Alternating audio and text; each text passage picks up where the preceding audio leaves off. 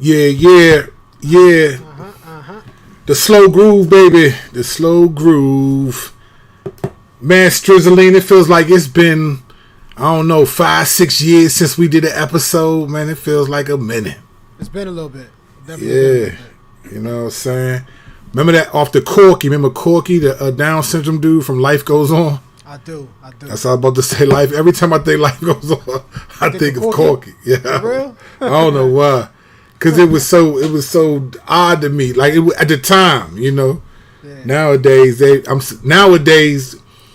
you know, everything's about representation, right? So everything's about like, why isn't there more of that? It's really interesting the way that the culture has been shaped by the need for representation of all demographics, all dynamics, whether it be sexual, whether it be mental health, whether it be, there's just this ideology, right, of where I feel like representation must happen. Right. And I don't know where that's all coming from, but everybody needs to be represented. Well, I think I know where it's coming from. I'm gonna talk about it later. I think I know where all of it's coming from. And I'm not surprised that we've arrived at this place. I'm not surprised. But ladies and gentlemen, you know what it is. This is Cross Examine.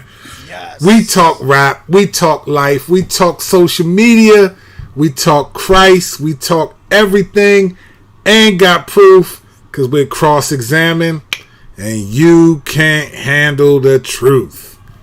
I'm looking forward to our episode, but you know, we got to make sure y'all remember we back to the grill again. Back to the grill again. So this is where YouTube, I believe, has, in many ways, I'm grateful. If I'm an artist, as I am, I want YouTube to do what it does by, you know, flagging people using your music. But YouTube has also killed us, because now we got to say it rather than throw on that third base. It's part of our character that they've taken away. They have, man. They've taken away I mean, yeah, whatever. Whatever. Yeah, they hurt us a little bit. But this is season 4, episode 31, and we're excited for y'all. Yes. Excited to be back with y'all, man. We always miss when we have to do something together, but sometimes life life gives you lemonade, so you gotta make lemonade. So it was a lot going on last week. I was actually on a retreat. I think I told y'all in the video that I did. So I was like, I need to hang with my sons and make sure that they know their dad is still that dude with the guns and all that. So, all right, so let's get into this, man. We got a couple of things before we get to the main portion of the show tonight. So let's talk Thor. We still talking about this?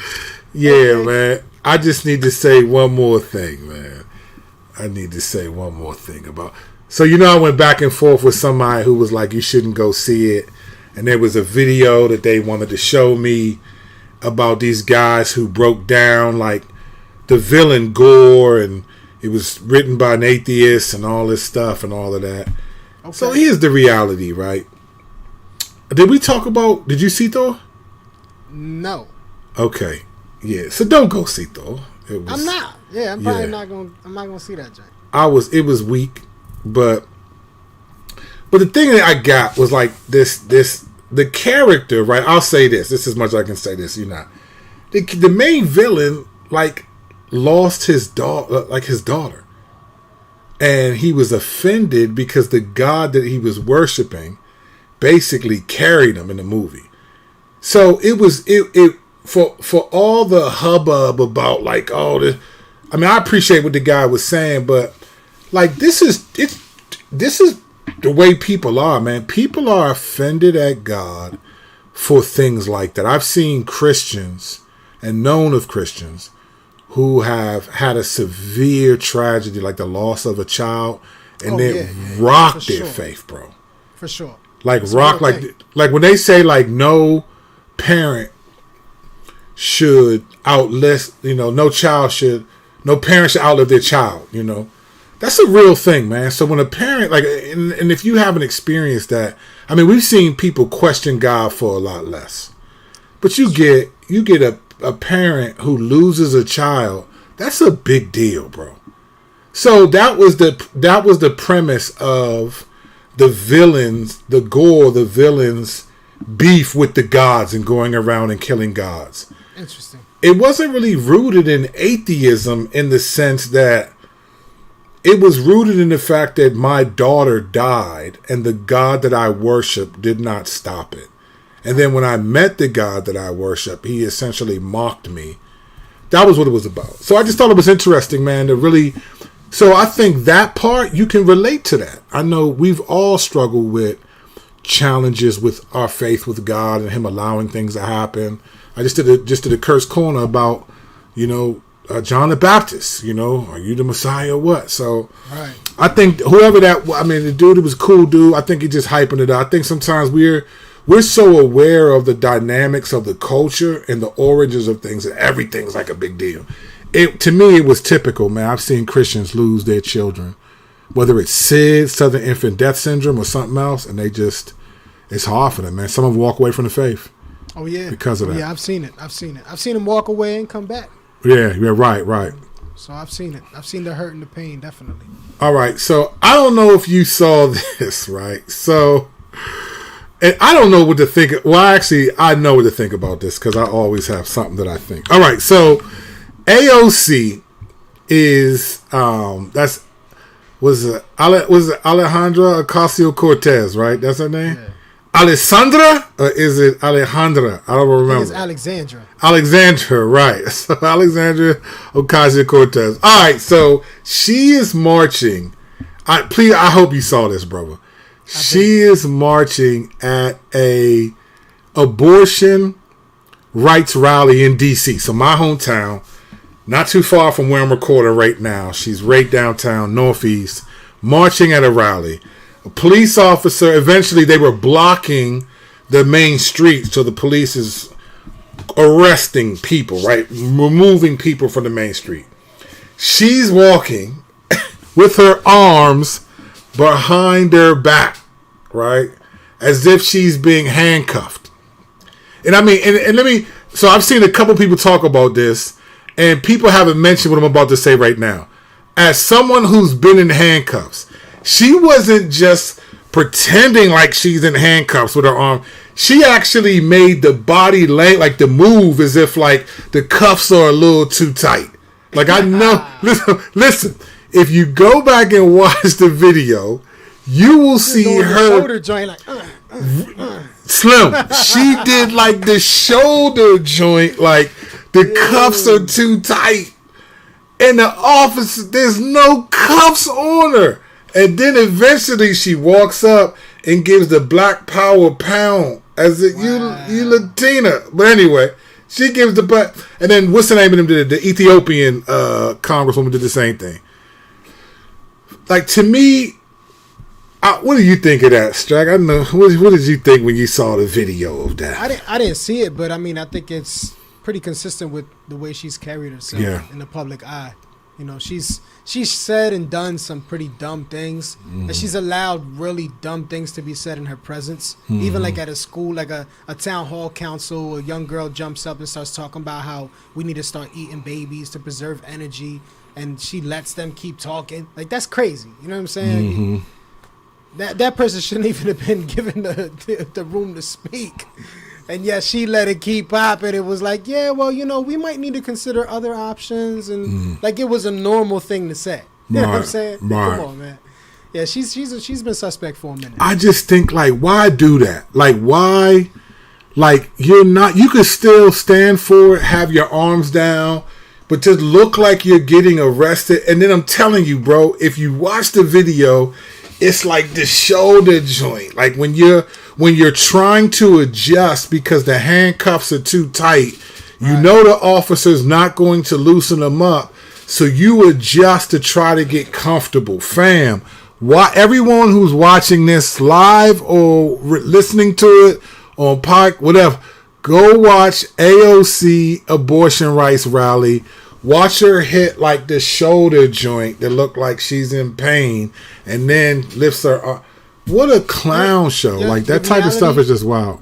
The reality is that the influencer now has become so influential that the political positions and influencers have become blurry. Like the lines, like they become kind of like the same people for some of them.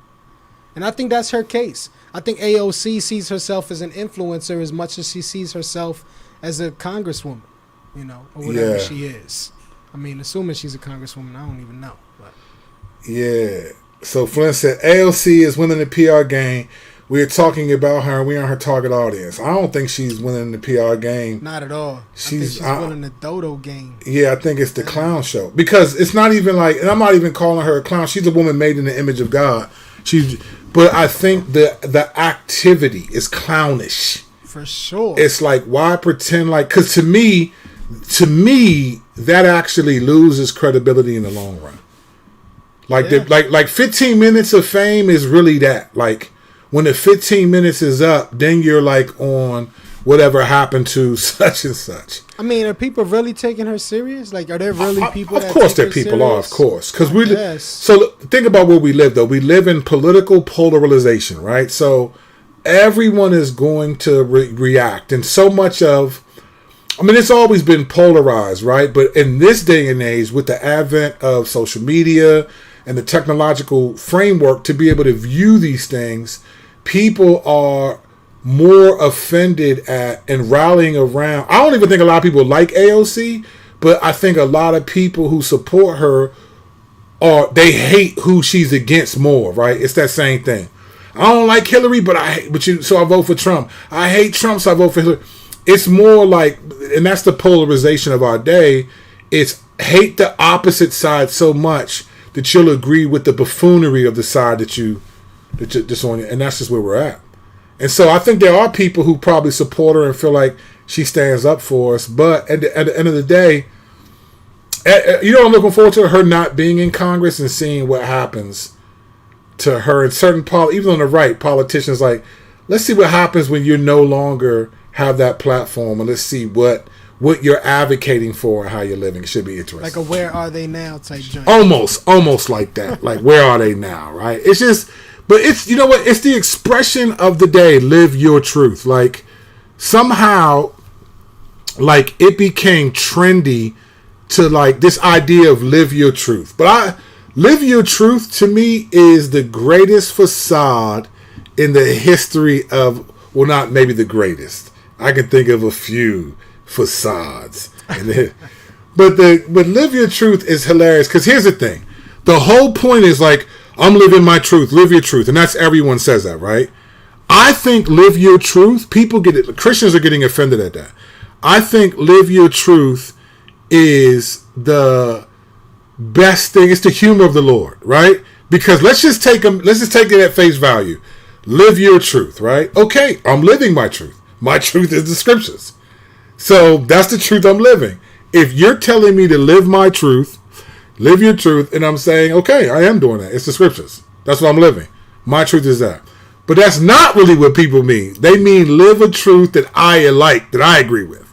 Because if live your truth is the standard, then why are you offended if I don't agree with what you say? That's what I don't get. Live your truth is a hustle, and that's kind of what AOC is. It's like, we got to live your truth. That whole idea, but then you get offended when the Republicans live their truth. That's what I don't get it. I don't get it. It's a hustle. And I think it's a humor of the Lord.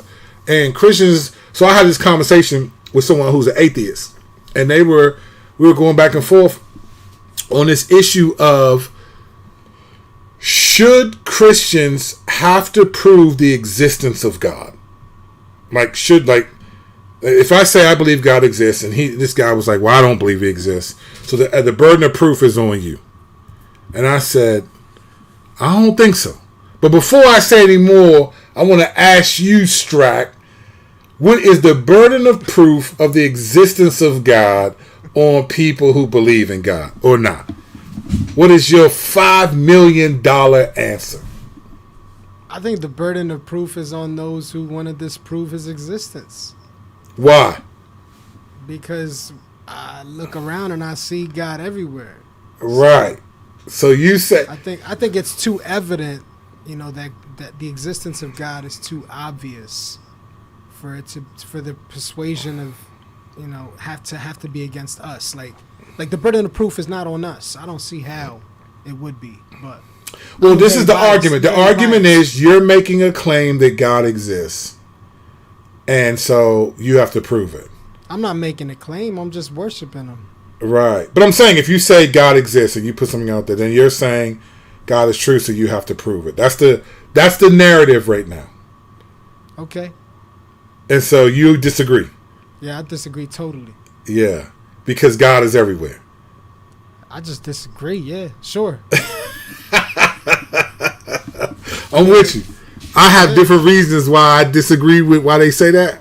I mean, all of existence bears evidence of the existence of God. So right. So this is my perspective, right? Because people who are atheists, they're not going to believe that. They don't care about that. Sure. So I'll use let's use their they believe. Right. But let's use their argument against them though, because here's the problem with the argument that Christians have to prove the existence of God. Here's the problem with that argument. And the basis is I'm making a claim that God exists, so I need to prove it. But when you make a counterclaim that God doesn't exist, you have to also prove that too. It's not one claim versus the other. It's you made a claim that God doesn't exist. I make a claim that God does exist. But now you're telling me that based on me making a claim, I must prove it. But you are also obligated to prove your claim, which God has not been proven to not exist sufficiently, right? But then I think personally, this is my personal opinion, the person who faces the greatest consequences, I think, has the burden of proof in that reality. So like if God does not exist, let's just say we were wrong, right? Let's just say that we were wrong. And I raised my family, I live a life, I think he exists, right? I don't lose that much if I'm wrong. Because if there's no God, and if the universe is sort of just doing its thing through fate and the universe, as far as I know, makes no claim on me in the afterlife if I don't believe in it. Nothing. There's nothing I lose apart from possibly some pleasure in sinful activity if I believe God exists and I'm wrong. That's assuming the other person believes that that's the outcome. Yeah, but I mean, most people, but they don't offer an outcome. They don't offer a claim, right? Because how do you say no God exists, but then there's a claim to believe in something? If no God exists and nothing exists, then and we're energy or whatever you say, then there's no legitimate moral claim for not believing that, right? Atheists don't offer any claim in the afterlife or any consequences for disbelieving atheism. There's no consequences. Except you just don't have the same fun that they may have in this life. So if I'm wrong, if you're wrong, then okay. I'm a respectable person in society. I try to contribute. I try to be humble, serve others. I told some people about a God that doesn't exist. I was wrong, but it doesn't hurt anyone. We're productive people in society. All right, there are no consequences for not believing atheism. But if I'm right and the atheist is wrong, well, then you have a lot of problems. So to me, if you face the greater consequences of not believing something, then you got to prove that then you're right. To me. Because there's no consequences. There's nothing okay, cool. I die and I'm energy and I go to wherever you think we're going to go. But if I'm right and we stand in the presence of the Lord and then we're evaluated based on did we accept Jesus or not, there's a greater chance that your eternity or where everything you're going to go is going to be far worse than mine because there's no claim of atheism. There's no consequences for disbelieving it. But there are for disbelieving Jesus. So to me... That's why I answered it the way I do, because they're faced with that very same dilemma when they look at creation. They're faced with that same dilemma because all of creation bears witness to the glory of God. So they now have to deal with, does God exist or not in their own hearts and suppress the truth and unrighteousness. So it's, I know that's but that's why I answer the way I do. It is what it is. That, you see God everywhere. I don't have to prove him when he's blatantly seen. So sure, but so this is where I think you and I can be different. I like to deal with the intricacies of what they saying, and you go straight to Because, like, I feel like, yeah, that's true in a grand sense, but I'm not going to say that in a conversation, right? I want to try to use the logic that they're bringing. And so let's talk about the logic you're presenting. Yeah, no doubt. Because you don't have faith. We talked about how you approach it from opposite side than I do. Yeah. So I present, like, this is where I'm at. Now let's work back to meet halfway somewhere. Where can we meet in conversation? And then you'll go right where they're at and work from there. You know what I'm saying? So that's just the difference. I just say where I'm at, and then I walk backwards with you, and then I'll ask questions. But you asked me the question, I just answered what my answer would be, not necessarily in conversation with a person. So. Well, I'm assuming it's a conversation. So I'm not making up a hypothetical. This is the conversation I had. What's today? Yesterday, or the day before yesterday. So I'm processing it, like, and thinking through. Well, where? And I've heard this a lot from atheists. Like, well, you're gonna need the burden of proof is on you. Right. And it's like, well, what? How did it become on us to prove it? Like, it's one thing to say I believe this. Now, 1 Peter 3 says, like, look, always have an answer for the hope that lies within you. Yeah. Right? So I'll give you the answer for the hope that's in me, but proving that God exists? Like, I don't feel like any believer. I get apologetics, and I'm grateful for Anselm and Aquinas and the cosmological, teleological, ontological arguments. The argument from science of every cause and effect. Like, I love all of those arguments, but I don't know. I wonder how much. I'm probably exposing something here because I've been studying. I wonder how much Christians have felt a burden to prove that God exists in a way that faith is sort of the proof. And faith isn't like proof in a scientific sense, even though we can point to scientific things. I wonder how much the burden of needing to prove that God exists has tripped up a lot of believers, where they're just not sure. You get caught up like, well, I feel like I can't prove it. And then all of a sudden you're wondering if you really believe it's true or not because you can't prove it in the way that an atheist or some kind of skeptic is demanding you prove it. Like, what a real hustle. It's almost like when Satan said to Jesus, if you really are the Son of God, almost like prove it. It's like God just said that from heaven. Right. I'm the Son of God. I don't got to prove it to you. But I wonder how many Christians get baited into even questioning their own faith, right, because they feel like they have to prove that God exists, when the reality is you just have to give an answer for the hope that lies within you. That'd be like seeking knowledge without the heart attachment, So that's and I get it. Like, this thing, because I think, I'm actually doing a video on this, a Curse Corner on this, so I'm spilling the beans, but I think it takes way more faith to be an atheist than it does. This is the thing. The assumption of atheism is that they don't have faith. You most certainly have faith. Mm-hmm. You most certainly have faith. There is no such thing as no faith. There's no such thing as no one has faith. You just have faith in your perspective. You trust that what you think about God is true, and I trust that what God says about himself is true.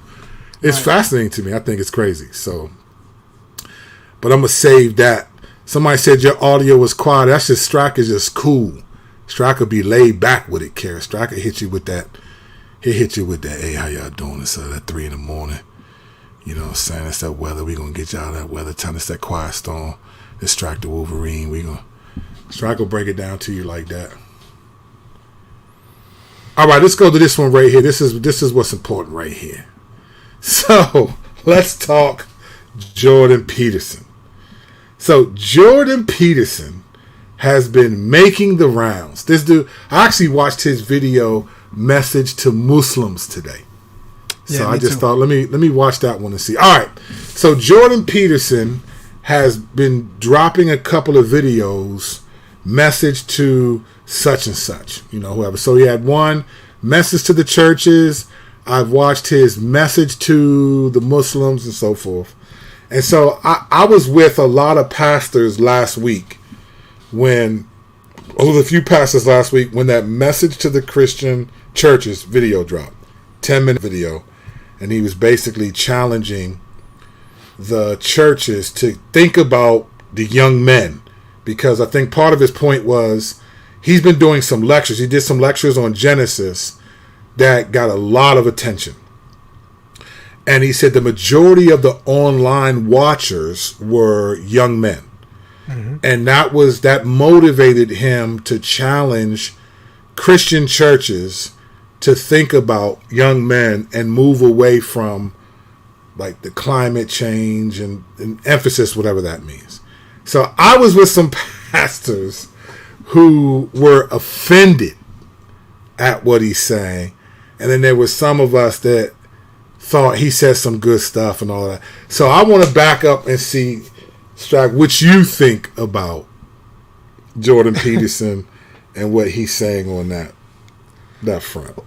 Well, I mean, I'll start by saying I've been pretty amazed at some of the things he's been saying lately. You know, aside from these 2 videos, I've been like, especially when he was crying, speaking about Christ and of, you know, the reality of Christ's existence. If he is real, what are the implications? And he was weeping as he was talking. So I've been encouraged, like, by a lot of the stuff that he's talked about. So, you know, and of course, I lean more towards some of the political views that he has.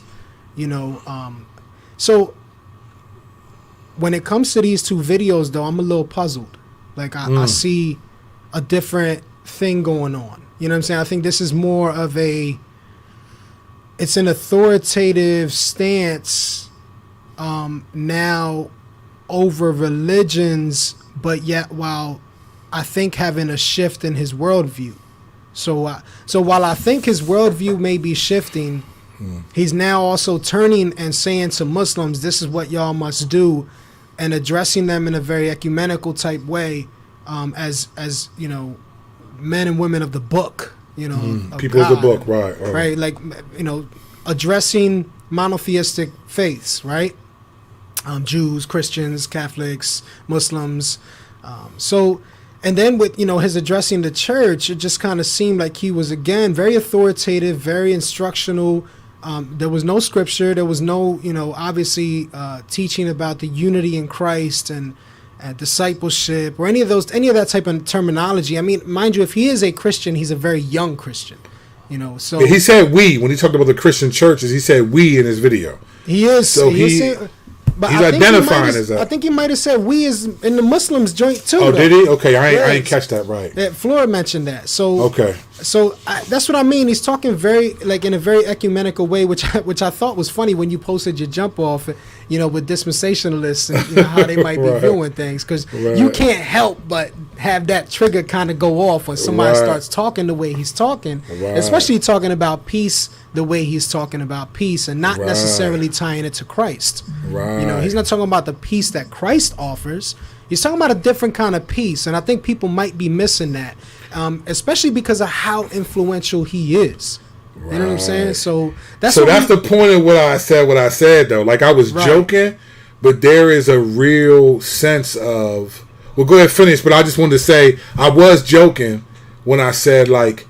Basically what I said, I tweeted in that, like, Jordan Peterson's been saying a lot lately, and if he keeps going like this for the next 3.5 years...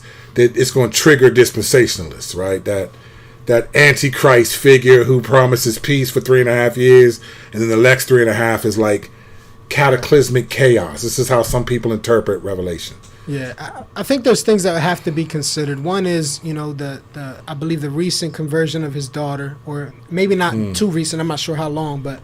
And then also, there's been an impact, though. You think his daughter's impact? Oh, it's been a huge impact. Yeah, I mean, we've seen it happen the opposite way, where, you know, people come out as gay, and then their parents, who were prominent figures within the Protestant church, would be like, "Oh, I'm out. You know, my kid's gay, so I now believe Bible teaches that you could be gay." So anyway, so I think that is definitely playing a role here. You know, but then also. His influence with the Wire, the Daily Wire. I mean, he's with the Daily Wire now. They make big moves over there. You know what I'm saying? And he already had a big following, but now with the Daily Wire, it kind of multiplies his following, especially here in the United States. But one of the things I found puzzling also about the addressing to the church was the way he took what he used as far as, or let me say, what he saw happen with his conferences or his teachings on the Genesis thing, right? And he mentioned about the men coming. He took that in. It's almost like he's saying what worked for me is what the church now needs to apply. Well said, because bro. it'll work for the church as well because it's worked for me.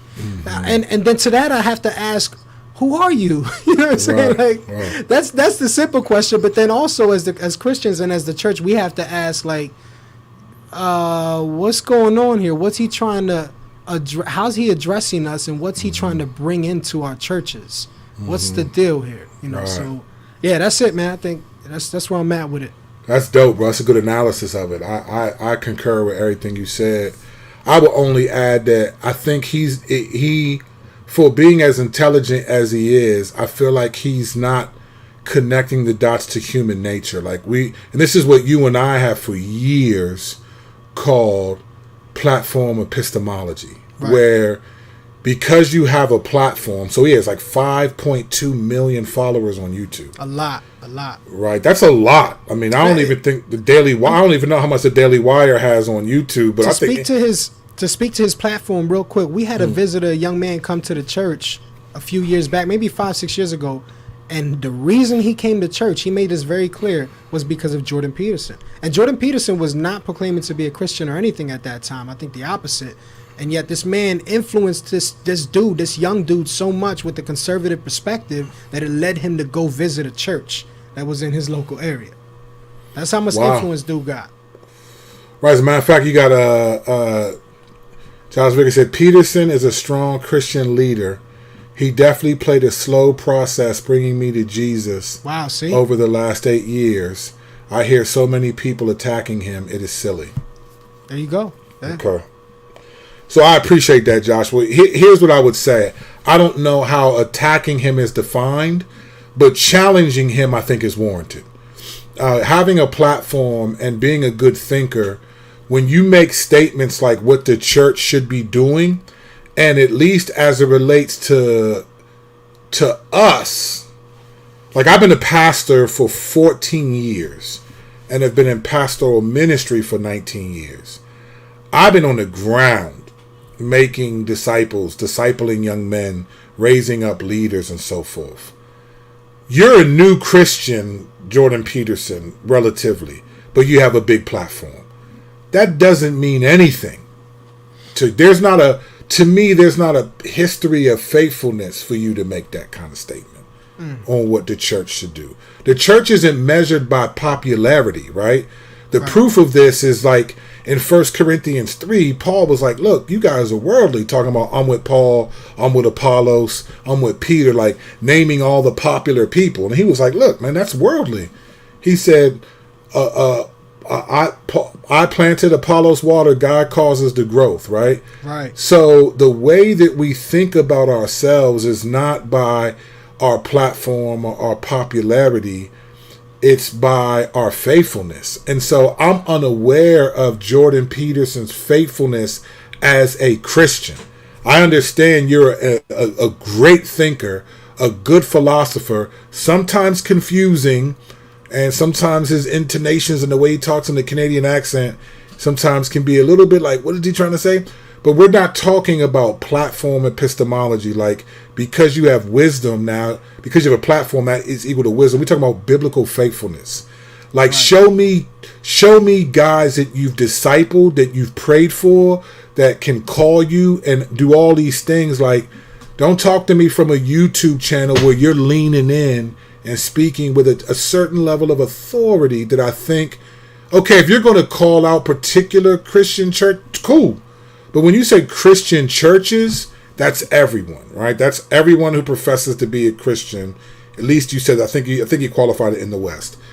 Fam, you don't have enough faithfulness. But in the culture we live in, someone's going to have Jordan Peterson preaching to evangelical pastors at a conference because he's popular.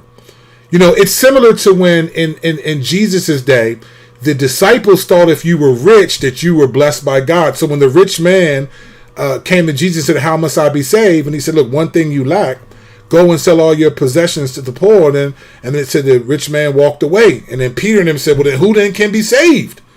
Because in their minds, the rich people were blessed by God. And Jesus said, no. it's easier for a camel to go through the eye of a needle than for the rich to be saved. So it's the human condition to think that people who have more, in this day and age, it's more money, more influence, more those things equal power, right? We think they got wisdom, and from God's word, it's like, nah.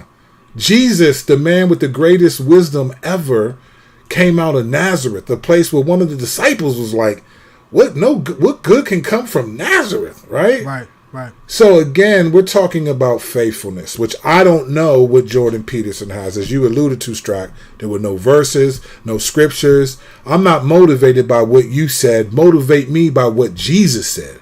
Yeah. That's how you motivate and make disciples, not by what you say, but you remind people what Jesus said. And that's what he didn't do. Second, I'm not on the side of where he is politically. I'm more conservative, definitely, but I'm not. So he attacked essentially the left, which is being a part of the Daily Wire. That's their stick, right? For sure. Going at, so you weren't talking to Christian churches, right? Because you were talking to Christians who identify as being on the left. That's who you're talking about. And to me, it's like, well, then it's not a letter to Christian churches then. It's a letter to the churches that you disagree with their political affiliation. Fine. Say that. But if you're going to say Christian churches, and don't act like conservative Christian churches, don't act like white evangelical churches have somehow got it right. You know, I think he definitely was addressing all churches. I just think his discipline went towards one side. Well, I think he was addressing everyone, but when you point out the errors of one side, he did. Here's the problem with what we talk about being theological. So to me, it had a good sense, but it became theological. It did. Because if you point out the errors of one side politically, then what you're saying by default is the errors on your side are biblical. And I think that's just wrong. Right. I think when Jesus said in Ephesians 5:11, Paul said on behalf of God, Jesus, expose the deeds of darkness. He didn't say expose the deeds of darkness on the left. There's some significant darkness on the right, conservative right. And it's just like, and that's the part, like if you're going to say to the churches, then keep the politics out of it. Just deal with what you think. But even then, it goes back to what I said before. Come back to me in 5 years, Jordan Peterson, because I've seen people become Christians publicly, like Kanye, and then 2 years later, you seem to abandon the very thing that you were standing up for. I know people like myself, like this man right here, Strack, and other pastors who I was with, who've been on the grind for 15, 20, 30 years, been faithful to make disciples. The Lord will reward them. They don't need a dude who may be a new Christian at best, with a platform, leaning in, reading from a cue card. That joint, it was like, you talking to me? I mean, it was so clear. It was, and so then it's like, man, talk to me from the heart, man. Kevin Hart, say it with your chest. I mean, he's still new to a lot of the new. Nah, he ain't new to talking on no camera though. Daily Wire stuff, you know. Yeah, but he ain't new to talking on no camera, fam. Nah, definitely that dude. This is just like listen. When I do my Kurt's Corner joints, man, I speak from the heart. I'm like, I might read like when I'm doing these, like I might read some information so I get that right. But you know I'm reading, it's intentional. But we speak from the heart. Like, talk to me from the heart, man. That's what I want to hear. I want to hear that, you know? So listen, my buddy was offended. I wasn't offended at. I don't have a problem with Jordan Peterson. Not at all. But I also do not take my cues from people like Jordan Peterson. Not at all. And that's the difference between like maybe me and you, Strack, and some others. I don't take my theological cues from him. Right. Like what's that kid? The Turning Point USA dude. Charlie, what's his name? He leads Turning Point USA, Candace Owens and them. No, I did.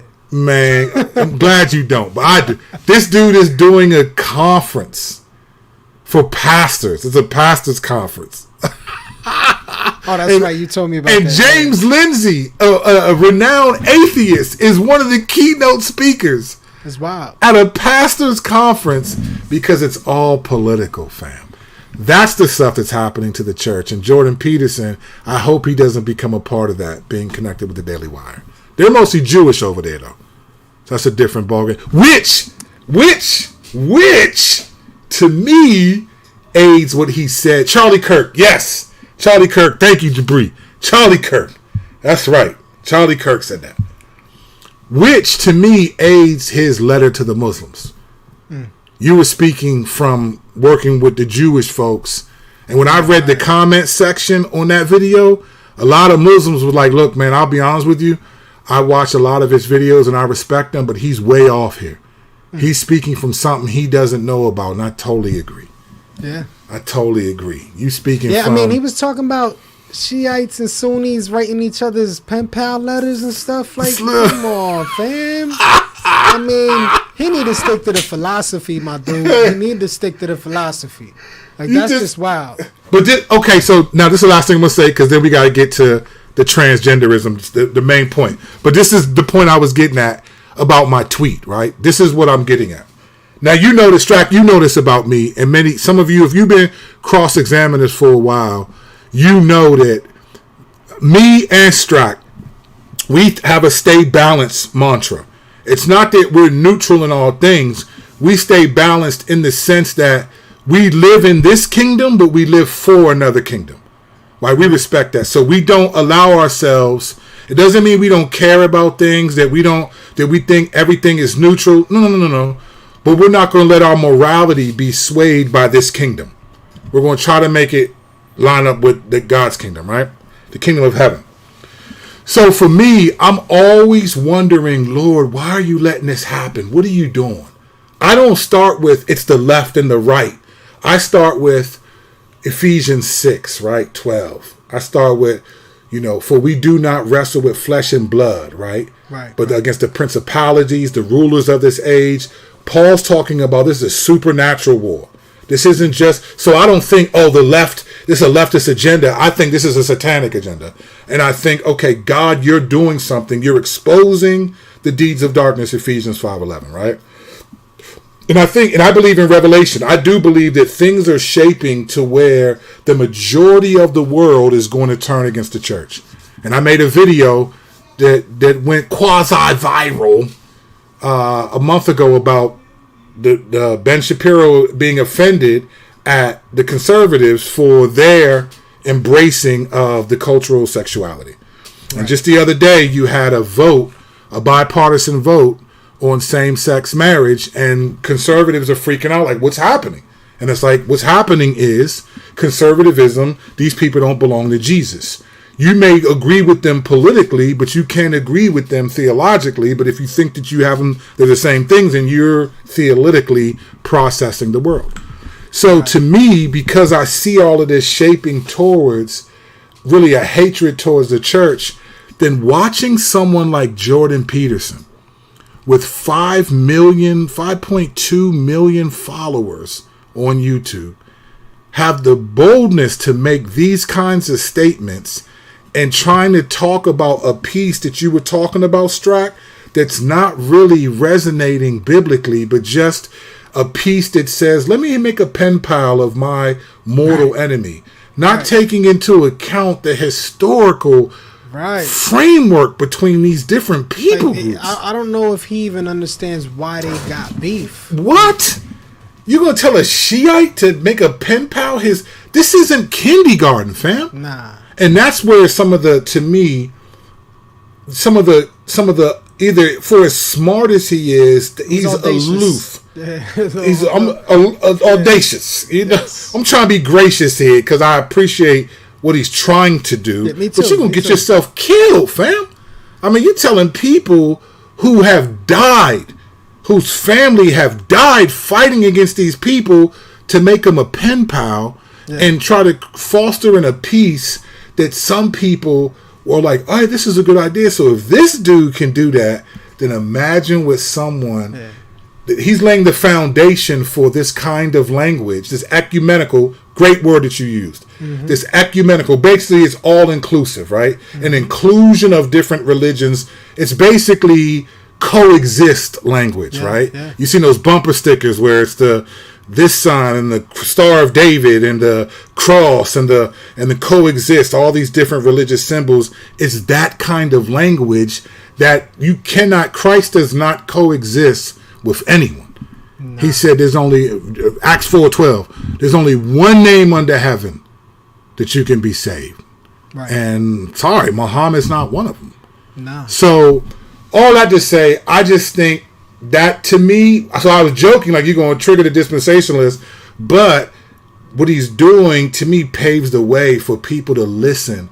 I'm just so tired of all the discrimination and the hatred. Can't we just be about peace? And then you got Jordan Peterson, who people respect, talking about this kind of peace that you can't, that's going to leave people in pieces, particularly the church. And, you know, the thing is, too, is his moral perspectives that he brings forward kind of mirror biblical perspectives. You know, so he's delivering something that is appealing to the moral law, the law that is written within people's hearts as well. Right. You know, so he's using that. And I mean, rightfully so. Listen, I appreciate his contribution to world thought. Yeah. I think the guy thinks really well. You know, like when you understand him, he thinks well. And I agree with most of what he says. You know what I'm saying? But that doesn't mean that we're not supposed to critique his words, especially Christians, when it comes to holding the weight of Scripture with any words that come out of anyone's mouth. Right. Well, that's where the platform epistemology is the concern, because we're to be Bereans. Right. Like, and the fact that he used no Scripture to the churches is concerning to me. Yeah, for sure. Quote one verse, my dude. Something. Give me one. You taught through Genesis. That was the whole premise of the video was I did lectures on Genesis. Pick one. Pick what you meant for evil, God meant for good that Joseph said. Pick something. You know what I'm saying? To be like, yeah, okay, I can hold on to that. You know take the young men analogy, which I thought was true. I thought that was helpful things about young men. Yeah. For those who don't pursue young men in that way. But like, okay, take that and connect it to God saying, look, you know, to Abraham, look, these will be your ancestors. You know, we're ancestors of the Abraham, the faith, and that's Romans. That takes us to Romans 4. It's like that's Galatians 3. Like, connect us to the scriptures. Like, that's what I'm saying. Just like, go forth and make disciples. Any of that, you know what I'm saying? Just give us something, my dude. At least, you know. So I was like, golly. So anyway, all that to say, I appreciate some of the things Jordan Peterson says. I'm not a hater of him, but I'm not anti him at all. I'm just pro scripture. And if you ain't giving me nothing from the book, then don't talk to me about being people of the book.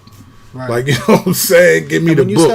When you step into the spiritual authority realm, now it's a different conversation. It's a different conversation. Now we got to talk differently. We got to look at you and examine things differently as well. Exactly. So, and that's what I'm saying. You put yourself under scrutiny.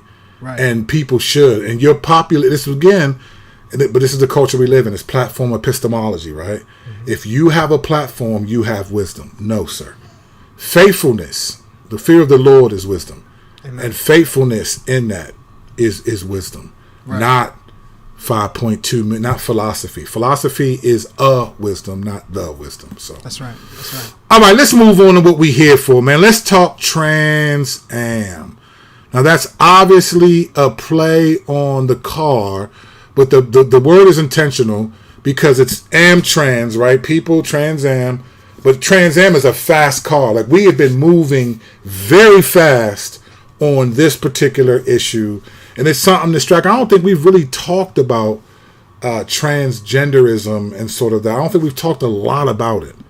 Nah. So I think this would be good for us to talk about that and just deal with the reality of it. So let's talk about, so transgenderism is the spirit of the age.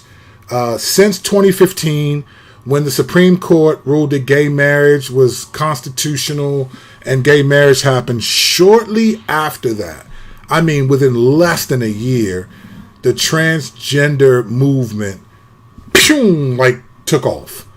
It became, it used to be homophobe and homophobic to now transphobe and transphobic.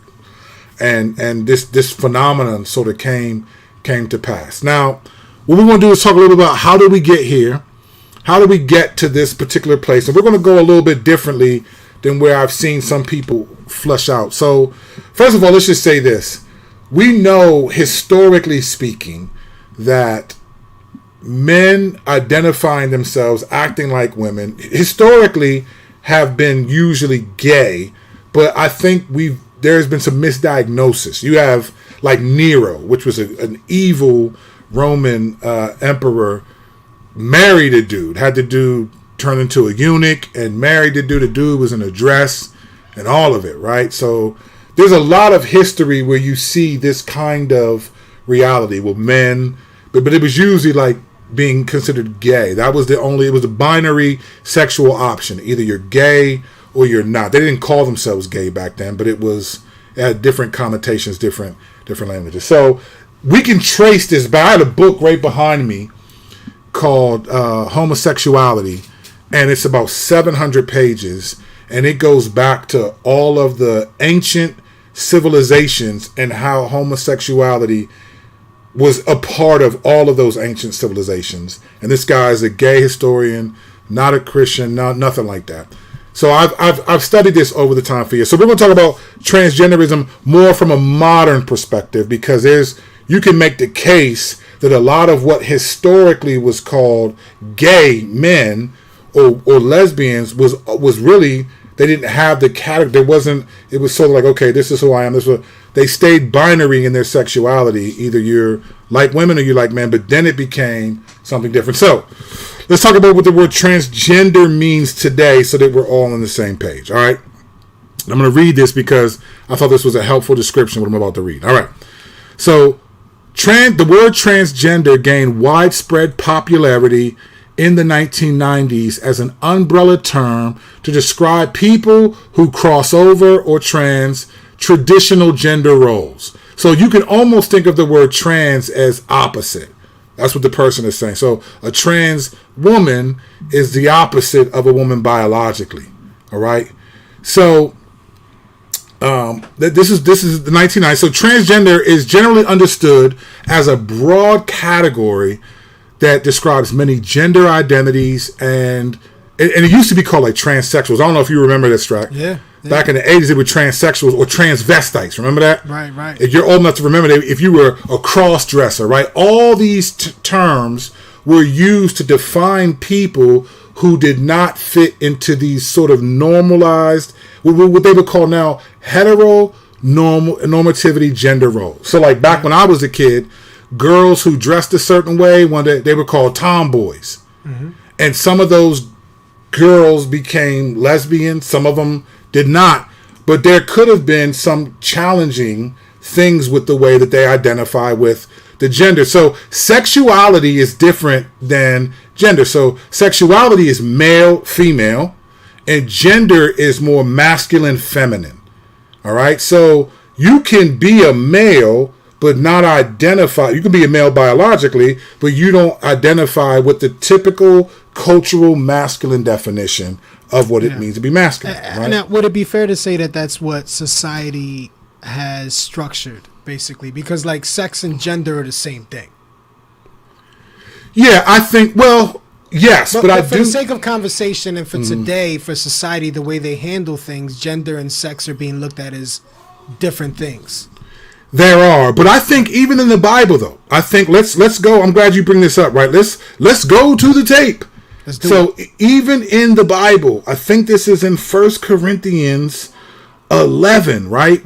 Here's what Paul says in the Bible, and this is in Corinth, but here's what Paul is saying.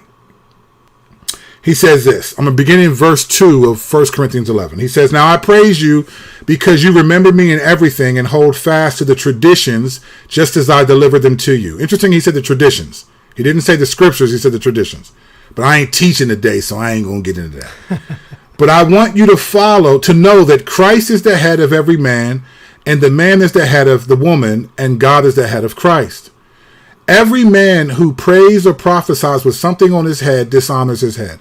Every woman who prays or prophesies with her head uncovered dishonors her head, since that is one and the same as having her head shaved. For if a woman doesn't cover her head, she should have her hair cut off. But if it is disgraceful for a woman to have her hair cut off, or her head shaved, let her head be covered. A man should not cover his head because he is the image and glory of God. So too, woman is the glory of man. For man did not come from woman, but woman from man. Neither was man created for the sake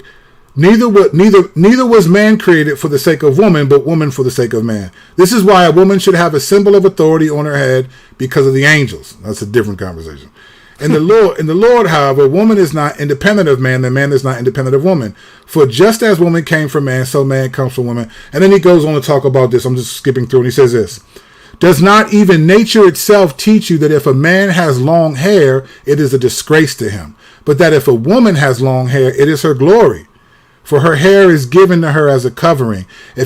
So again, even back in those days, we get lost in the head coverings language, but Paul is describing culturally what a man should be and a woman should be, these gender roles, and he's restricting it to hair, saying long hair is part of the traditions, right, is technically for women, but remember, he's not talking about Nazarenes, right? This is the church.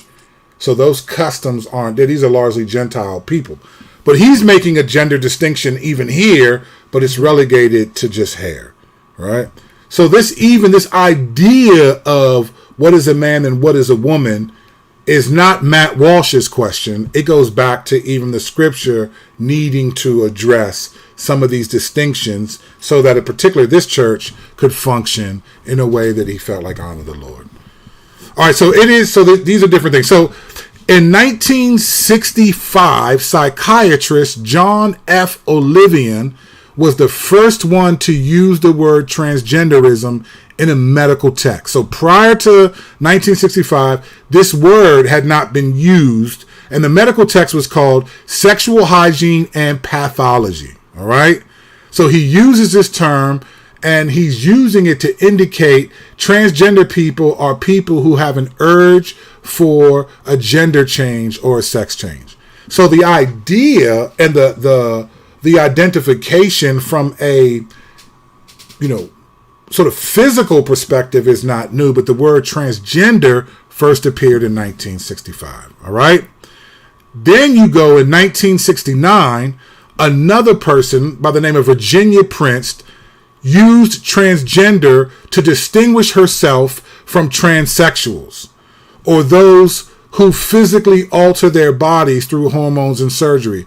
Her use of the word transgenderal was a clear distinction between transing sex like male and female versus gender. So she saw transgenderism not as I want to change my body but I don't identify with the norms associated with my biological distinction. Wasn't she a transgender also? Yeah, I think so. It's transgender identified author Virginia Prince. So I'm reading what the text said. I'm not making an opinion on whether this person is male or female necessarily. I just wanted to clarify in case somebody else reads that article. Oh, they can read. I mean, they'll see where it comes from then. She did read where it comes from. I'm reading this, right? So then in 1975, a psychiatrist by the name of Robert Stoller of the University of California, he wrote something, basically a bizarre statement in a textbook on sex and gender. And this is what he did. He asserted that people who were assumed, listen to this. This is crazy. I mean, it's not crazy in the grand scheme of it, but listen to what this is 1975. Robert Stoller, right? This is what he asserted, that people who were assumed to be boys when they were born, but whose gender identity or expression did not match that assumption, he said they often have pretty faces with fine hair, lovely complexions, graceful movements, and especially big, piercing, liquid eyes. So this is his perspective, right? This is 1975. It sounds like he might have been gay. I mean, it sounds like he might have been that way, Yeah. So, I'm sorry, we're not going to talk about. I'm just looking at the thing. I'm sorry, we're not going to talk about eunuchs here, but we do that on the seventh episode.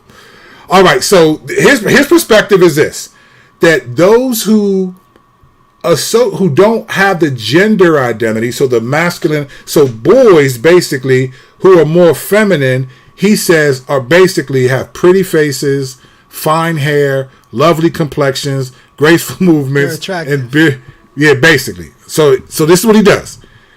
Based on this observation, he suggested a theoretical model in which transgender girls become transgender because they're especially cute.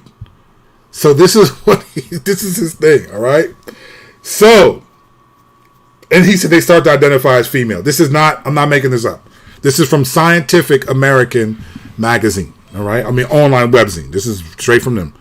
All right, so here's what it says. Stoller's observations motivated many of the psychological theories behind what makes people transgender. In 1993, a group of researchers at the Clark Institute of Psychiatry in Toronto set out to test his hypothesis that beauty and what was then called gender identity disorder were linked. All right?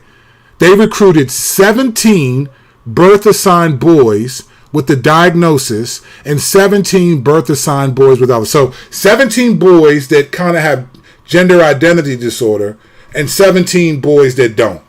And they did all around the age of 8 years old. So they get 34 8-year-olds, half of them that basically fit the description of pretty faces, fine hair, all this stuff, right?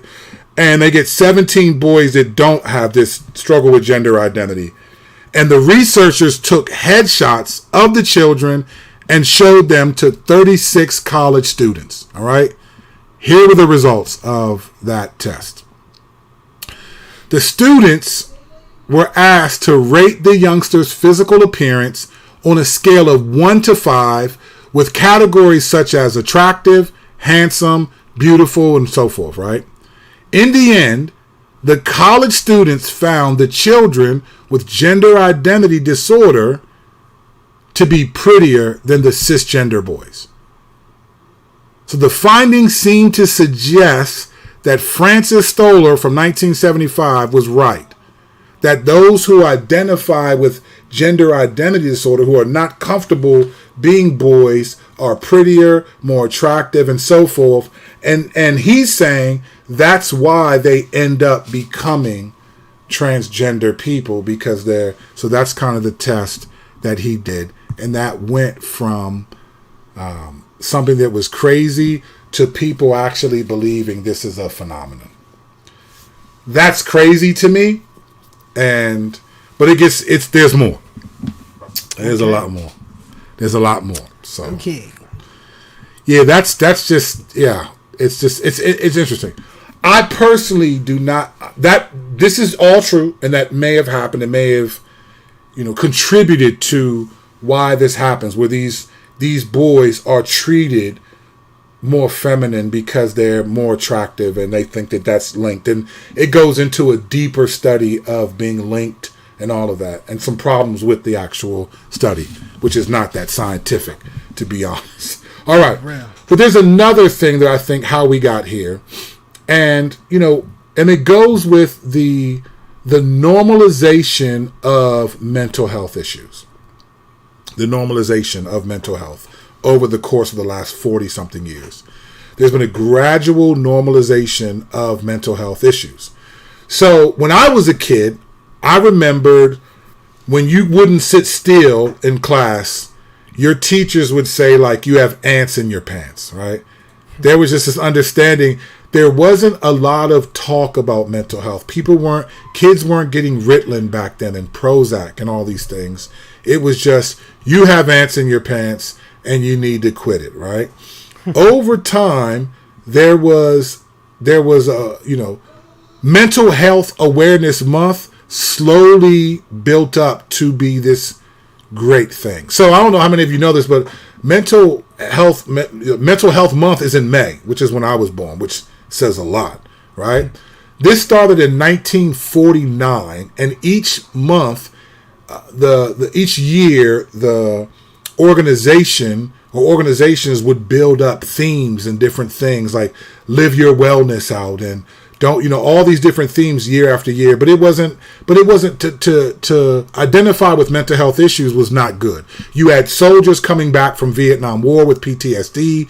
You had people that were on drugs like LSD, heroin. You had all this stuff happening in the 70s and the 80s with crack and cocaine. And so the mental health issues, and you had crack babies being born. People weren't identifying with mental health. It was almost something you didn't want to identify. But like back in the day when I grew up, if you went to like Kmart to get your clothes, people made fun of you. And then all of a sudden Kmart rebrands itself and becomes this place where you get all Rihanna's jewelry and stuff like that. Fascinating, because if you went to Kmart when I was a kid, you was getting joned on. Like, man, look at this Bama, man. You got them from Kmart. Like, you did not want to get nothing from Kmart. You didn't want nothing from there. So in the same way, the culture, people didn't want to have mental health issues. People didn't want to have how they act and how they are in the DSM manual, right? Just the mental health, they didn't want it. But over time, these things started to become more celebrated and more tolerated. And then it became sexuality was one of the first things to be like, hey, this isn't a mental health issue. This is an orientation issue. So you start to see that happen with gay and lesbian and so forth, and it goes on, and then depression becomes more normalized. So you used to be, depression meant the world's a dark place, and then depression becomes, I'm having a tough week and I'm sad about it, right?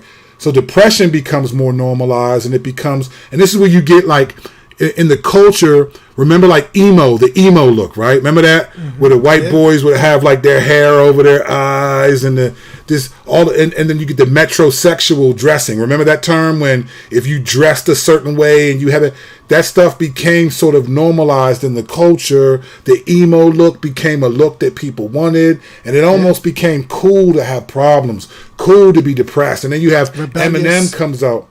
Right, and then you see it happening through entertainment. Eminem comes out, he hates his mom, hates his wife, says he had Munchausen syndrome, and so it starts to all of a sudden become this thing that is like, hey, man, this is actually a cool thing. Let's not get rid of, man, let's not mock people that have mental health, which I think is good. I appreciated that in many ways. But it started to become this thing that's accepted in culture, almost cool to be like this, right? And then fast forward to a couple of years ago, and you get Kanye West. I want to read to you excerpts from an article that I think he kind of helped put the stamp on this. And so let me read to you what this says, and then we'll transition from how we got here to this idea. So here's what Kanye West, on one of his songs called Yikes on his 2018 album, Ye. This is what he says. See, that's my third person. That's my bipolar expletive. That's my superpower. Ain't no disability. I'm a superhero. I'm a superhero, right? And then he screams at the end of the song, all right? And then it says this. As arguably the most famous artist of the past decade, Kanye, his statements immediately became the subject to a fierce debate in both traditional media and on social media online. On the one hand, there were critics that argued that Kanye, his statements glamorized or mischaracterized mental disorders and could trivialize the seriousness of the condition while also preventing other people with similar disorders from seeking treatment. Others, however, praised the song and Kanye's subsequent statements as a reflection of his neurodiversity. Okay, so mental health, things that were problematic, have transitioned to be, in Kanye's words, a superpower, neurodiversity, and so forth. All right, this is what he's talking about. Initially, it were mostly scientific experts as therapists, psychiatrists, and neuroscientists who gave their opinion of Kanye's statements. But eventually, especially online media, people who were diagnosed with bipolar disorder began writing in either critique or support of Kanye's revelation. Right. So Kanye West essentially says, this is a superpower. My mental health is a superpower, and embraced it. On one level, I respect that. My son has autism, and it's clear he's on the spectrum. I embrace that. But on another level, I don't, because I share the concern. You can almost make it your identity. Mm-hmm. You make it an identity, and not everyone should. So mental health starts moving away from things like depression and sexuality. These things move away from challenges to a person and what to like, hey, let's embrace all of these things. Let's get rid of what we would call normativity and make everyone whoever you are. So it's one thing to say everyone's made in the image of God and are worthy of dignity, respect, and honor. No question. We would affirm that. Mm-hmm. It's another thing to say that all mental health is equal. All things are equal. And so there is this growing sense of whatever issues I have mentally, they're somewhat cool, or there's medication, but live your truth, right? Live your authentic self. It also becomes a form of justification for whatever actions you want to do, or do unconsciously, or maybe subconsciously. You do things as a reaction to hurt or pain, and then you're able to use your, mental illness status as a form of justification, or maybe not publicly, but in your own mind. Yeah, to walk through it and to live with it. 100%, bro. And so what you get is, and there's a lot of things I'm leaving out, obviously, but you get to a point where there's an evolution of acceptability that for transgenderism starts with an attraction towards seeing boys who identify with gender identity dysphoria as more attractive. And so there's sort of this sense of, and then you see this coolness about mental health issues like depression, and you got the emo look, and everybody I think in that movie Inside Out, that's one of my favorite like Pixar movies, and the girl has a crush on like this emo kitty always. Did you see Inside Out? Did you see that joint? Okay, it's a really good, it's one of the best Pixar movies, I think. And this girl, like, this whole emo look becomes like really popular. Like, it's cool to look depressed. And then think about the modeling, right? Remember, for a long time, models looked like they were on heroin, really skinny. Yeah. All these models. This is why women have like 100% eating disorders, bulimia, women throwing up. You'd hear these stories about models who were you need to look skinny and sick and on heroin, and it just became this like the standard. And so now eventually the beautiful people are the ones who look sick. And so you move into this, hey, there's no mental problem with any of it. Let's embrace all of it. And so today you have even pedophilia being considered an orientation, and a push to have that be an orientation and not a mental health issue. So this happens. Kanye West makes mental health a superpower. And now we have, I'm out and about. There's nothing wrong with anything that I do. Right. Nothing wrong with me. And the only thing that's wrong with me is you telling me that something's wrong with me. Yeah. That I need to be like you, and this is the culture that we live in. And that's where we end up with people. Not only is it right, it's good now. This is a good thing. This is the way society is to function. This is the way we're supposed to believe things are to be. On top of that, we need to change the next generation so that they are more inclined to embrace this worldview, this perspective of sexuality. 100%. So we have to, the minute we see those signs, like a good-looking little boy, with the eyes, with the, he wants to touch Barbie. Oh, he wants to play with the Barbie doll. Oh, he doesn't want to play soccer or football, whatever. So you know what? Maybe we need to see a counselor. He might actually be a girl. Mm-hmm. You know what I'm saying? So then they push, but this is the most heart-wrenching part, I think, for me, and what prompted me to send you messages about the subject as well. Yeah. Is the detransitioning aspect that is occurring, because children at such a young age are being pushed into this without any type of consideration of their health. Right. The main agenda is, we have to help them find out who they really are, and who they really are may be the opposite sex. So let's mutilate their bodies to make them feel as comfortable as we can in their current mental state. But you're talking about a child. Like, that's what's heartbreaking about this topic. And what's sad is that, what's interesting? Here's why all right, let's be real for a second. Here's why it's dangerous to make it a political issue, a left and a right issue, and not really a satanic issue, right? Here's why it becomes dangerous. And here's how you know it's satanic and not just because no parent would let their child eat candy all day. Mm-hmm. Like you wouldn't trust your child's discernment for what foods they should eat. But you'll trust a child for what sexuality, what gender they are at such an early age. Mm-hmm. And then push to that. Now let me say this real quick.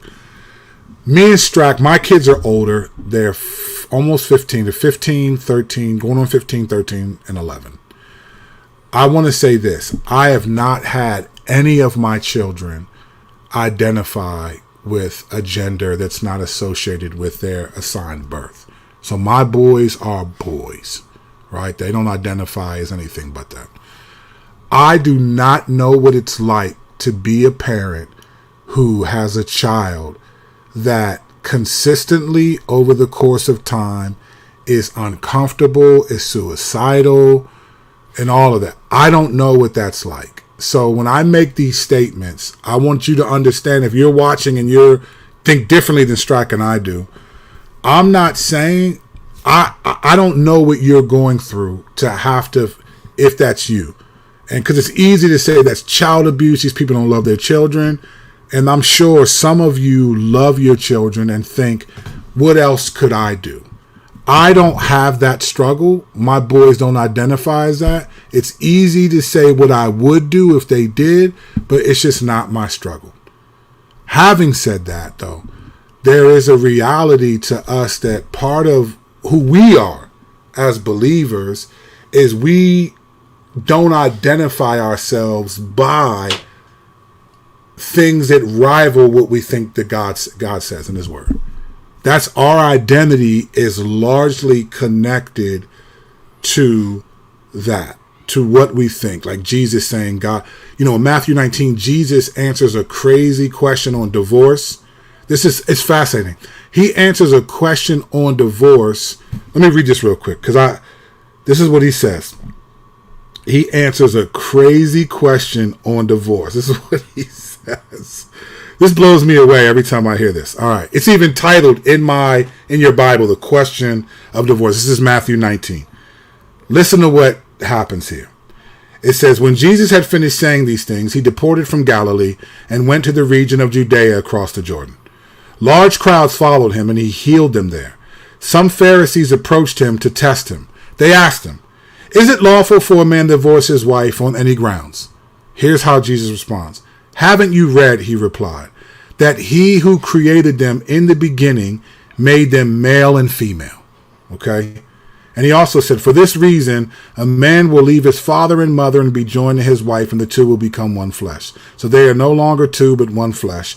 Therefore, what God has joined together, let no one separate. It's interesting that he answers a question on divorce with the sex and gender that God created, male and female.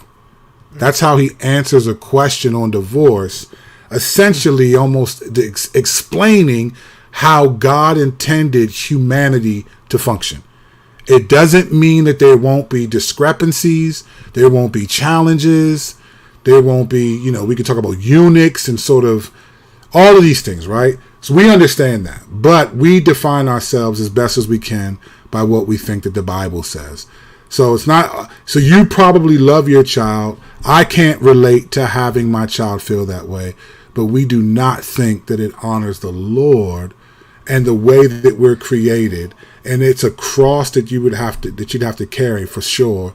And by God's grace, there are many people who do it. In fact, one of the reasons why we're doing this episode is because me and Strack both were thinking about this separately, and we thought about a category of trans people that do not get the same publicity, but should be a part of the conversation. There is a whole group of people who would essentially say we're detransitioning. All right, these are people who had gender identity dysphoria or gender dysphoria, gender identity, whatever you want to call it, however you want to. They felt like my gender, who I am, is different than my sex, my biology. So whatever, that's what the language assigned at birth. That's your sex, but you determine your gender. If you're a man or a woman or non-binary or all these things, right? This is what's happening in the culture. So these people have been what they call transitioning, right? You know what? Real quick, what's interesting about that is the reality that most that dealt with gender dysphoria back in the day before transgender was popular were men. And then when the popularity grew, there was a wave of young girls that jumped on, with the popularity. That dynamic is interesting, considering how society and culture influences young women through social media. Right. Well, that's what we're going to talk about, because there's a whole bunch of people who have bought into the transgender ideology and have now detransitioned, and after transitioning have felt like, or were in the process, felt like, oh no, I made a mistake. And a lot of these folks have been attacked. I was watching a YouTube where they were reading accounts of people who have detransitioned that have been like, you're called a TERF, which is so women who speak out against transgenderism are usually called TERFs, which stands for Trans Exclusionary Radical Feminists. So like J.K. Rowling, about a year or two ago, said something about trans women aren't real women. Recently, Bette Midler and said similar things. She tweeted this like about 2 weeks ago. Macy Gray, this singer that was really popular a couple decades ago, black woman, said something similar on Piers Morgan's show about a couple weeks ago. The tennis player that talked about Navratilova, Martina Navratilova. She actually, she had her own transgender issues, right? And she also said it. So there is a movement to be offended if you disagree, but if you really, this is the thing that gets me, and this is what me and Strack are doing. If you really care about transgender people, like if you really care about these kids and what's happening to them, and then you have to listen to the story of people who have transitioned and now have a different perspective. So these people are called, when you detransition. So when you start from I'm a man and a woman in a man's body, I transition to be a woman. I realize in the process this is wrong, and I detransition out of it. They're called transphobic. You never really had dysphoria. All of this stuff. They get attacked for this. This is why I believe, and with Strack, that this agenda is not a leftist, it's not a flesh and blood agenda. Because if it were a flesh and blood, if it were really about the health and wealth of these children, then you want to hear what happens. Let me hear what these people say, right? There's a reason why when you're going to a hotel or a restaurant, you go to something like Yelp, right? You go there because you want to read the reviews that people have said. Or if you go to Amazon. Now, if you're like me, if I want to buy something and I'm not sure if I really want it or not, I will read the negative, the 1-star reviews on Amazon. And if they're all like, oh, it didn't came in this, the package was wrong. If the 1-star reviews, if I can handle those, and then I'll be like, oh, I'm gonna buy this joint. So we care about movie reviews. We look at Rotten Tomatoes, right? We care about both sides of the argument in a court of law, prosecution, defense. If you really care about this issue and the people, the trans people that are affected by this, then you have to listen to both sides. To say that you're not going to give the other side any voice proves that this is not about humanity or even the trans people. The agenda is not flesh and blood. Yeah. This is a supernatural agenda that's something totally different. I mean, when Roe v. Wade was overturned, I asked myself, like, what's next? You know what I'm saying? Like, what's going to be the next major agenda or push or anything like that? And I mean, with all the problems that were behind the quote-unquote pro-life theological movement or whatever, there was still a voice that was being projected that this is something that needs to be dealt with. Right. You know what I'm saying? And I feel the same way as I do about abortion as I do about this issue. You know, when you're talking about kids being mutilated, you know, because they feel a certain way about their sex or their gender, or however you want to say it, you know, because they want to look a certain way or feel or play with certain things or have a certain kind of attention, and society is pushing them to mutilate their bodies to fit that. This stuff you can't come back from, man. Like stuff like man. I mean, when you hear these stories and these people are like, and they're actually handling it really well. A lot of them, like the transitions, like their psyche, like they're actually, I think they're just so comfortable and happy to be back with the way God created them to be, that it's actually motivation for them to continue to push through the suffering. Amen. Because they're suffering, like they're really suffering. And even though they don't use that language, there's something. It's you know what's always been amazing to me in traditional like lesbian relationships, like the way that God ordained humanity is like there's a male and a female, right? There's one. I always found it odd that even though like people rebel against the sexual norms within those gay relationships, there's usually a male and a female within, in terms of their gender, within that relationship. So even though you rebel like against that plays it, the role. That plays the role of it. Yeah. Like one, it's for lack of better word, it's rare that you see like two butch ladies together, right? I thought you was gonna say something else. Nah. Nah, but I'm saying, for lack of a better word, you usually see one is usually a little bit more masculine, one's more feminine, right? Yeah. One looks like she's more butch, one looks like she's straight almost. Sure. But she's it. Yep. Same with gay. It's interesting that even in that dynamic where they rebel against the sexual norms that God has established, they maintain the gender norms, right? They retain them. Even in the transgender joints where like a trans woman marries a trans man and it's like you just switch, but this is why it's a supernatural agenda. Right. It's not a flesh and blood agenda, because you're still submitting to the norms of binary norms, even though you're trying to say there's no that sexuality is not binary. If sexuality is not binary, then there's no such thing as trans men or women either. I mean, even if you just consider how destructive it is, right?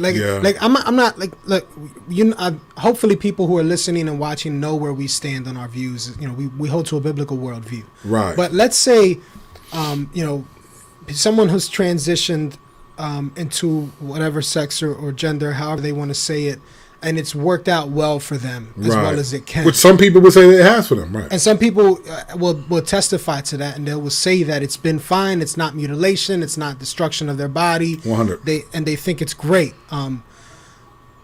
But when you're talking about the procedures and the way things are handed out and done, even just with testosterone or estrogen or whatever, when this stuff is given, there's like, they walk in and hey, I want to be this, and they're like, here, take this, and keep it pushing. There's no examination as to how it'll affect their bodies, what it will do. It's just take this and we'll see what happens. Yeah. They're basically treating them like test dummies. Bro, the phalloplasty surgery, that's where a trans man will get like the skin taken off of their forearm to create a fake male anatomy. That joint, it costs $70,000 a pop to do that. Wow, that is crazy. And there's a 67% complication rate from the infection of doing that. And yet they push it. Why? They push it because listen, the love of money is the root of all kinds of evil. 100%. And these procedures are not cheap, fam. Not at all. They're not all cheap of these at all, procedures. You want to go through this process because you believe you are of the opposite gender or sex. Right. You got to pay the penny. You're paying the price. Yeah. You're paying the price. And I mean, on one level, you should, because that's a big deal. Because you if you're going to do that. But I want to just... But it again bears evidence to the fact that it's a demonic thing. Like this is something else, because they don't even care about the procedures and the processes, which anything we care about in society, we establish all kinds of procedures and processes to make sure that people don't get the negatives. Right, checks and balances, right? Yeah, checks and balances. Supposedly, the whole American system is about checks and balances. Right. So this is why, for me, it's not a flesh and blood issue. It's not the left agenda or the right. It's a supernatural agenda. It's not we don't wrestle with flesh and blood. Because what Strack just said, but also, if you really think about what's happening now, let's just step back.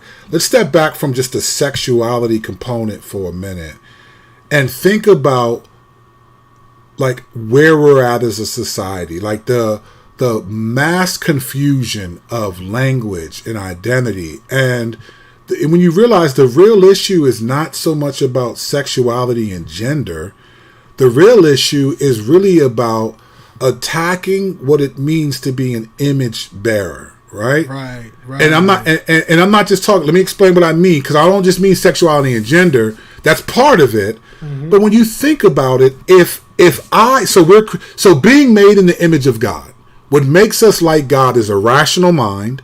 We have eyes, ears, nose, mouth, smell, touch. We have instincts, senses, right?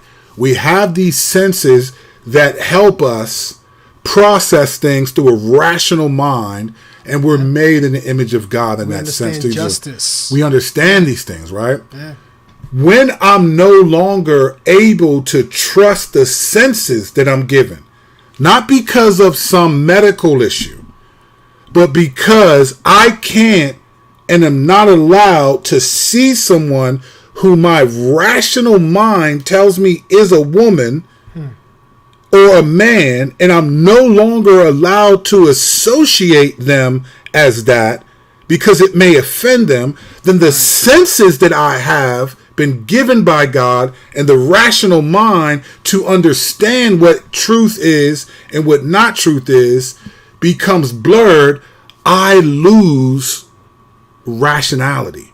Yeah. I lose the ability to distinguish and make choices. I no longer can trust my own mental instincts. So what you get is a whole society of mental health issues. Right. You see, the celebration of mental health for people who really have them becomes blurred because I'm not on the autism spectrum, but right. I no longer can use the mental faculties to distinguish between good and evil, man and woman, all these things.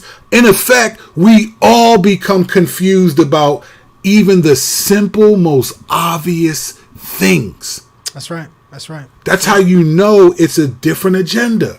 Because now I can't even trust the senses that God's given me. Not because I got Alzheimer's or some medical, I got cataracts I can't see, but because you're telling me that what I rationally understand to be true is no longer true, then right. There's no understanding of rationality, of logic, of sense, of wisdom.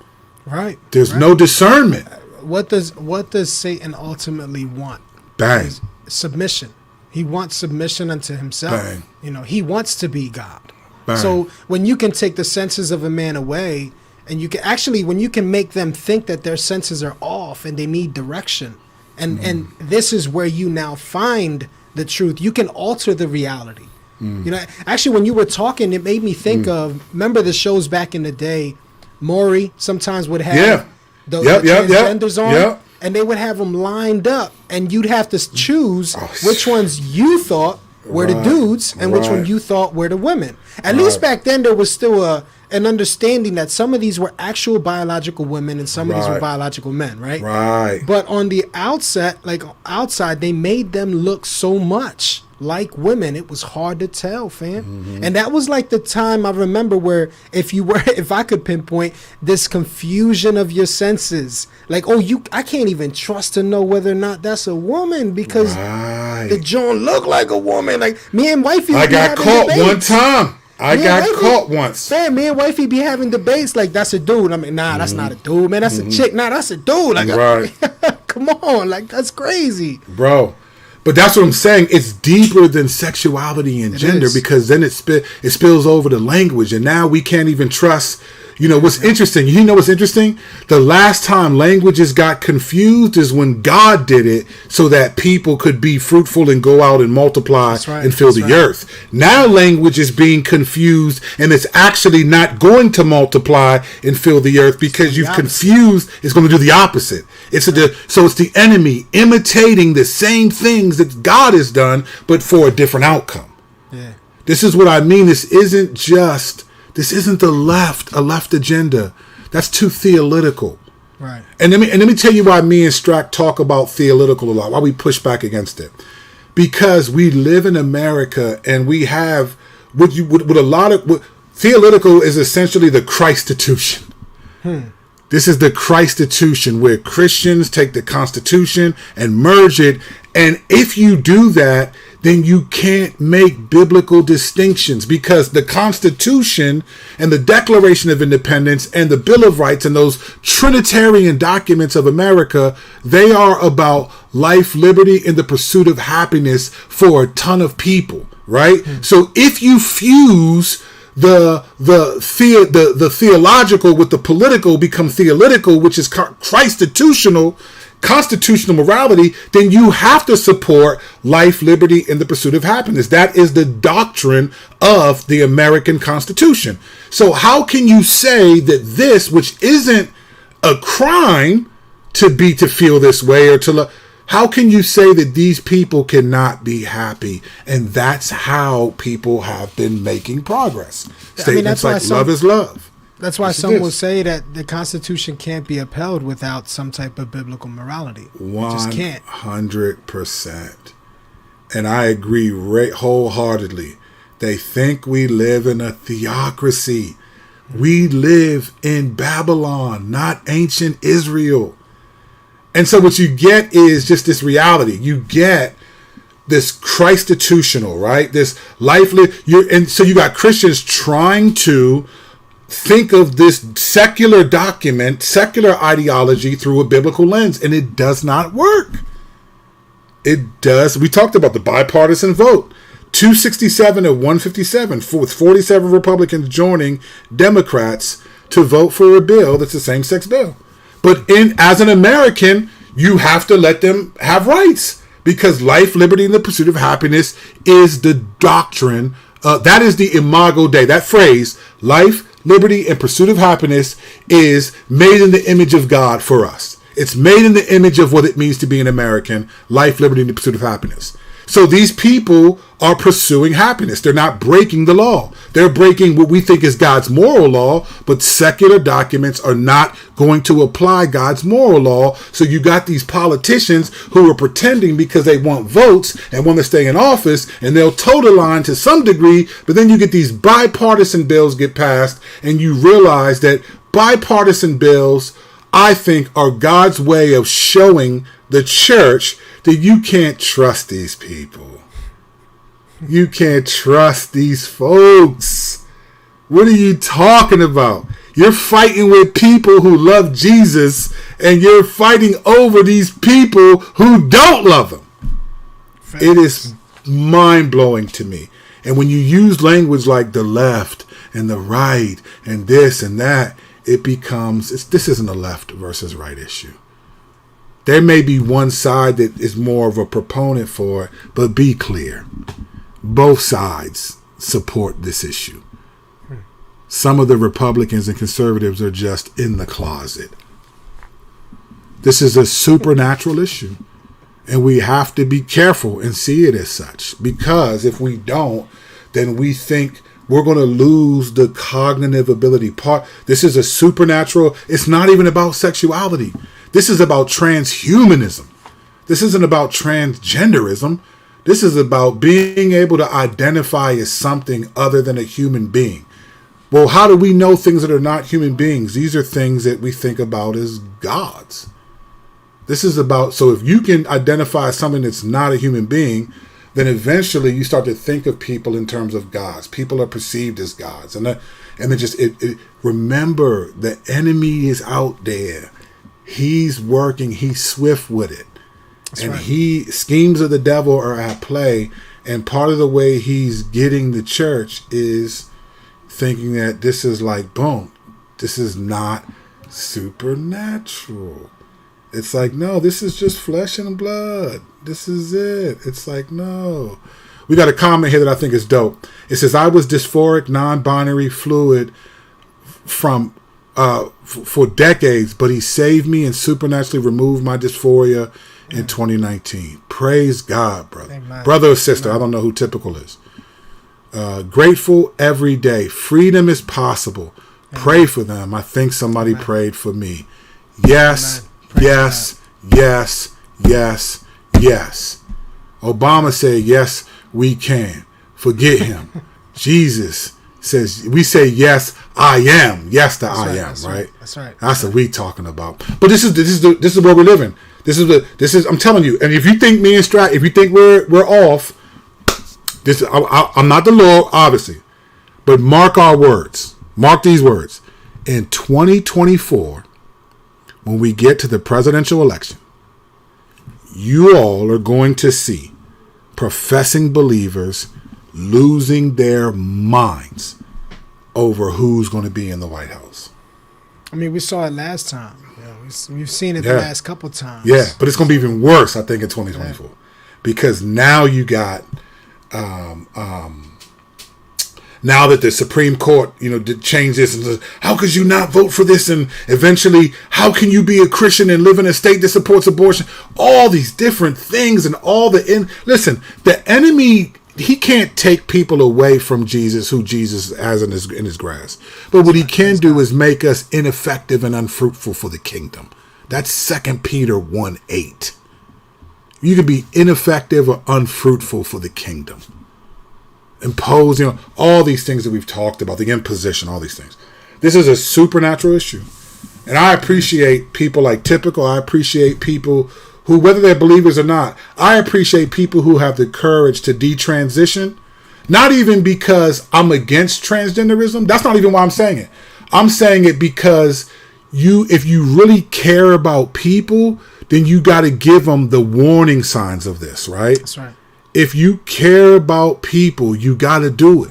That's how you know this is, even though I think that many in the church are theological, not theological, they're Christitutional.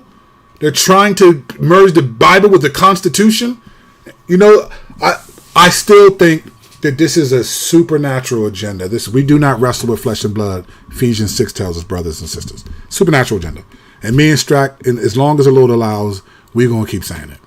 Amen. We're going to keep saying it because this is that. If you really care about trans folks, you got to tell them, don't just give them false trans hopes. You got to tell these people, here's some of the problems that could happen.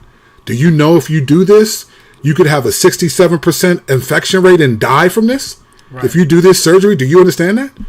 You think it's just cutting your arm off and making it, but no. And it's $70,000 that you got to pay for, and you can't do it. Don't listen to the people who think, oh, this is great and I love it. It's also listen to the people who are like, hey, this is the worst decision I ever made. Don't follow me. Don't imitate this. That's so real. Sad hearing those testimonies, man. I mean, it was heartbreaking. At the same time, it's I was grateful for it because they have the courage and they're out there, but it was heartbreaking, bro. Yeah, it is. But I also want to talk again to the parents who struggle with this. It's easy for me to say what I would do in that situation because I've never had any of my kids identify with that and struggle. I'm not watching them cry, be depressed, I'm not watching that. It's easy to think what I would do. I'm not seeing that. So I don't envy you, but if you're a believer, I would encourage you to consider. This is where I think we could have brought up what the eunuchs are in Matthew 19 when it talks about that. I think we could talk about so Jesus mentions 3 kinds of eunuchs, right? Ones who are born that way from heaven, right? Ones who were made that way by men, and ones who make themselves that way for the kingdom. I think I think this idea of, and this is going to be the next episode that Strack and I are going to do is going to be an episode we've been waiting to do for a while. I've been the one slowing it up. We're going to talk about purity culture and some of the impact of that, but in a way that probably is different than many of you have understood purity culture. And I'm not even going to say anything else because I don't want to say where we're headed. But I will say this. I do think that this idea that romance and marriage is sort of something that everyone is supposed to experience and have is not a biblical understanding. And sometimes when we have that gender dysphoria, when we're not sure, I think that's a cross that you have to carry, where I think God could be saying, you're made a eunuch for the kingdom. But we're going to talk more about this next episode, couched in a way that'll make more sense, which is why I didn't bring it up today as much. But I want to give you a taste of where we're headed, because there's something that we've seen in purity culture that we think has been crazy, and we're going to make a connection to that. But I just think I'm grateful for those who are in the fight, who are against it. We'll be praying for you. Thank you, Typical, for sharing that. I just can't wait. I can't wait. And I can't wait. Our next episode is going to be a mic drop. Me and Strack, I think we're on to something, and we're going to share that with you guys. And hopefully you guys will be a part of it. Man, Typical, I'm grateful for you. Yes. We're grateful for you. Yes. Hey, and I don't know where you got that picture from, but that looks like one of my long exposure shots in DC. So if you took that from my Instagram, give me some love.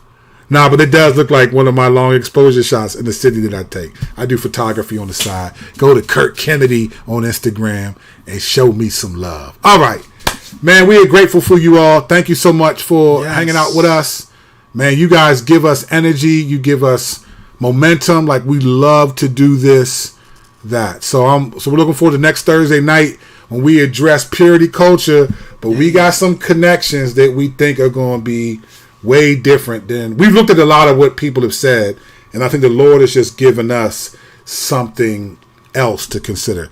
So, listen... We're not those people that say like and subscribe to it. Don't you hate when people say like and subscribe to the channel at the very beginning? Man, I don't even know if I'm going to like your content, fam. I'm not liking, subscribing, nothing, right?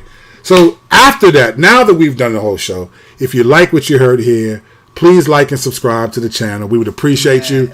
Let people know about the show. Sharing is caring. If you're listening online, we appreciate you. To our day oneers, the cross-examiners on the podcast. Obviously, we've moved to the YouTube side, but we love you. We appreciate you. Thank you. Follow us on YouTube as well. Go to Kirk Kennedy's Corner on YouTube. Like and subscribe to the channel. And if you want to, there's some links and some notifications that'll be in the description of the show. Please feel free to go there and help us. We're so grateful to do this. Grateful for this. Don't forget about Christitutional. Remember where you heard that. We coined that phrase. So that's cross-examine. It's Christitutional sexuality. You can't get around it, right? All right, so we're on Twitter at His Hype Man is Strack. I'm Kirk Kennedy. You know what I'm saying? That's me on Twitter. Don't forget to go to hishypeman.com. Get to know a little bit more about Strack. Listen, we're recording artists as well. Don't forget that, because sometimes people know you as one thing and then it's awkward to see you in another thing. Go to hishypeman.com. Yeah, go to abnersbrush.com as well. That's the artwork. Abner's Brush. Just real quick, Spotify finally getting all my albums together on one page, so you can check it out. His Hype Man, all caps on his, cap Hype Man, cap Strack. And you get all that music there. Shout out to the Christ-centric squad, man. Them dudes been helping me put it all together. I love my brothers. One in particular, but I'm not going to say his name because I don't know if he want his name all out there. But shout out to y'all. That's what's up. You know, signing the homies. I love Christ-centric, my dudes. Yes. Don't forget to go to KirkKennedy.com. I'm there. Figure me out. See all of it. Follow my Substack stuff. I write some crazy stuff. Getting ready to drop another Substack in the next day or so. Doing some crazy stuff. But we appreciate y'all. Thank you so much for watching. Thank you for those watching on the replay. Thank you for those listening on the audio. Love you guys. Thank you. Having said that, I'm Kirk Kennedy. He's Strack the Wolverine. Yeah. And we are out of here, y'all. Grace and peace.